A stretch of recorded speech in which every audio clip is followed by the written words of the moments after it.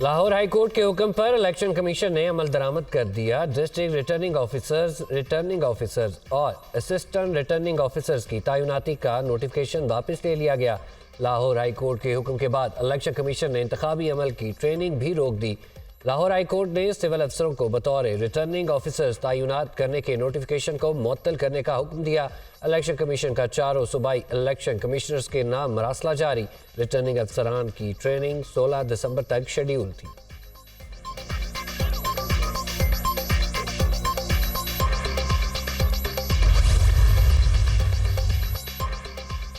Lahore high court का फैसला, election में इल्तवा का जवाज नहीं। इलेक्शन का शेड्यूल आना था लेकिन जारी नहीं हुआ। इलेक्शन कमीशन की तरफ से जारी होने वाले नोटिफिकेशन पर अफसोस है।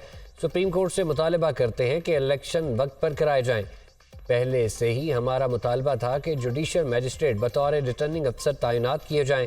इंतखाबात में ताखीर किसी सूरत नहीं चाहते। Chairman PTI barrister Gohar Khan.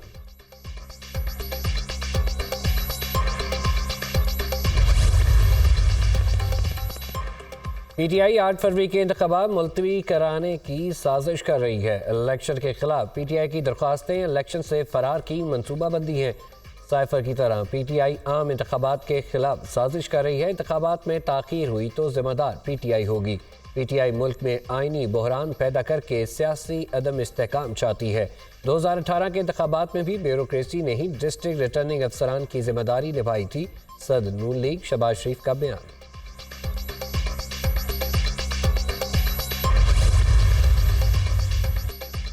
PTI ने आम इंतखाबात रोकने के लिए पटिशन दायर की। तहरीक इंसाफ इंतखाबात से भागना चाहती है। शिफाफ इंतखाबात कराने का मैंडेट इलेक्शन कमीशन के पास है। इलेक्शन के इनेकाद के लिए तमाम चीज़ें टाइमलाइन के तहत चल रही थीं। अगर जजेस दस्तयाब नहीं तो क्या इलेक्शन ही ना कराए जाएं? रहनुमा नून लीग मलिक अहमद खान की मीडिया टॉक।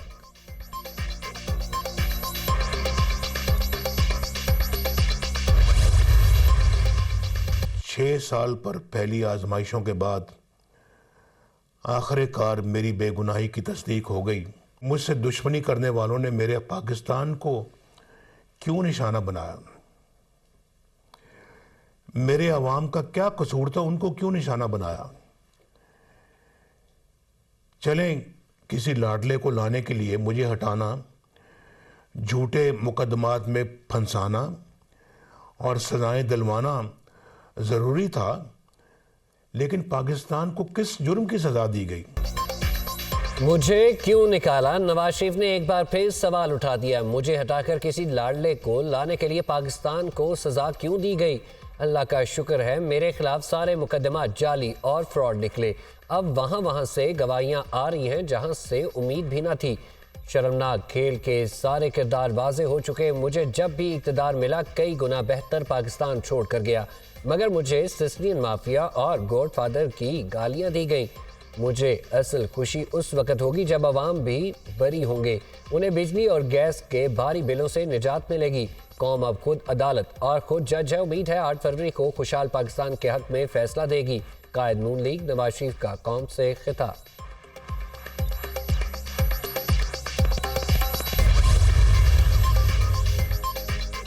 सुप्रीम कोर्ट में इस्लामाबाद हाई कोर्ट के साबिक जज शौकत अजीज सदीकी की बरतरफी के खिलाफ केस की समाअत। शौकत अजीज सदीकी ने साबिक आर्मी चीफ कमर जावेद बाजवा और lieutenant general retired Faiz Hamid को फरीक बनाने की दरख्वास्त दायर कर दी। ब्रिगेडियर रिटायर्ड इरफान रामे, ब्रिगेडियर रिटायर्ड ताहिर वफाई, साबिक chief justice Islamabad high court Anwar Kasi और साबिक registrar supreme court Arbab Arif को भी फरीक बनाने की इस्तदा। अदारे बुरे नहीं होते, लोग बुरे होते हैं। आजकल अदारों को बदनाम करने का फैशन बन गया। तबाही ये है कि हम शख्सियात को बुरा नहीं कहते, अदारों को बुरा कहते हैं। अदारों पर इल्ज़ाम नहीं लगाने देंगे। इल्ज़ाम लगाना चाहते हैं तो फरीक भी बनाएं। मुल्क जमहूरियत की तरफ गामजन है तो सुप्रीम कोर्ट में भी जमहूरियत आ रही है। आपने 2 शख्सियात को पार्टी क्यों नहीं बनाया? हम मफरूज़ों पर केस नहीं चलाएंगे। मेरा मौक़िफ़ है, जिस पर इल्ज़ाम लगाओ उसे सुनो भी। हो सकता है कि वो तस्लीम कर ले। चीफ जस्टिस के रिमार्क्स। शौकत अजीज सदीकी की तरफ से वकील हामिद खान पेश।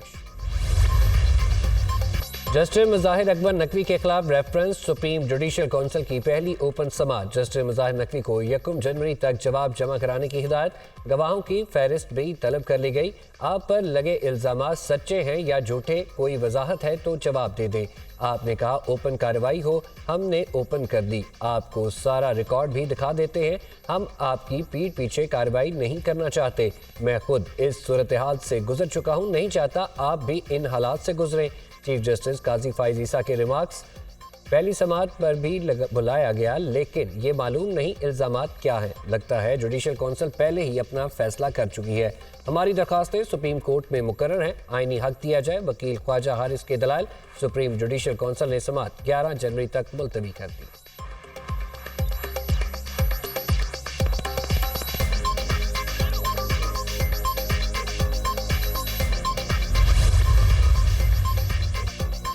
इलेक्शन कमीशन ने पीटीआई इंट्रा पार्टी इंतखाबात कलअदम करार देने से मुतालिक केस की समाअत पीर तक मुलतवी।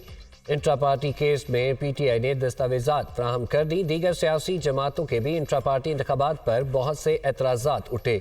उन सियासी जमातों ने तमाम एतराज़ात दूर किए। ये दुरुस्त नहीं कि बाकियों पर एतराज़ नहीं। चीफ इलेक्शन कमिश्नर की वजाहत।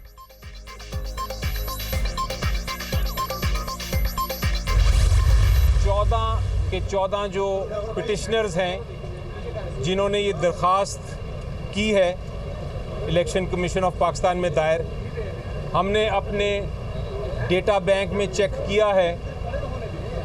इनमें से कोई भी इलेक्शन के दिन पीटीआई का मेंबर नहीं था।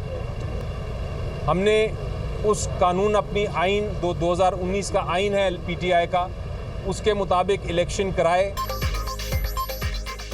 पिटिशनर्स का कोई भी ऐसा नुक्ता नहीं जिस पर इंट्रा पार्टी पर सवालिया निशान उठाया जा सके। पीटीआई 2019 के आइन और इलेक्शन एक्ट के तहत इंट्रा पार्टी इंतखाबात कराए।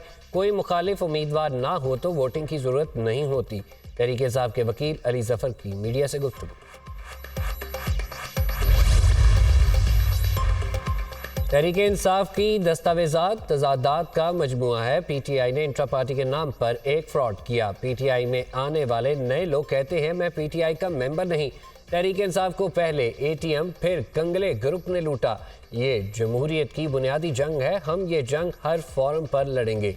अकबर एस बाबर की मीडिया से गुफ्तगू।